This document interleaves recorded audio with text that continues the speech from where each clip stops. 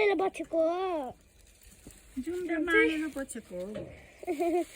नयाँ गालेर दुम्लामा हालेर बसेको अंशिका दिदी हुनुहुन्छ भाडा छ अंशिका दिदी माइजूले चाहिँ नयाँ दिनको टबुलाई यहाँ चाहिँ म छु है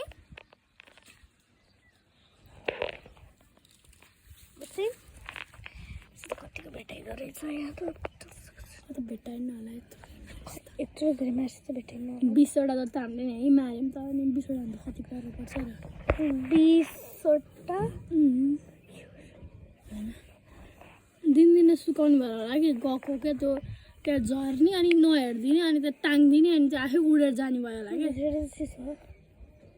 कानमा नि चिरा पर्न सक्छ है हिजो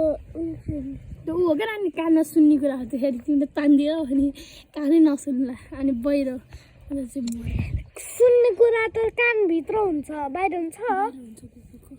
त्यो तानिदियो भने नानी मर्छ त्यही त झ्याप्पै पानी पर्नु हुने कुकुरको कानमा कुकुरको चाहिँ हामीले चाहिँ टबीको यस्तोमा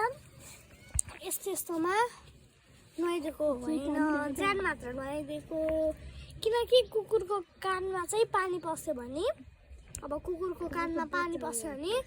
कुकुर मर्छ भनेर हजुरहरूले पनि आफ्नो हजुरहरूको पनि घरमा कुकुर छ भने ध्यान राख्नु है त नुहाइदिँदाखेरि कानमा पानी पस्नु हुन्न भनेर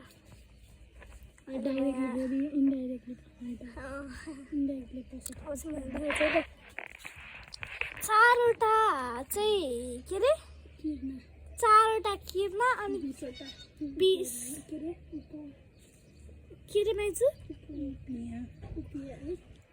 20वटा उपिया भेटाएको क्या हामीले टबीबाट अझै यहाँ हेरिदिँदै हुनुहुन्छ कति के भेटाउँछ अब मैले चाहिँ हजुरहरूलाई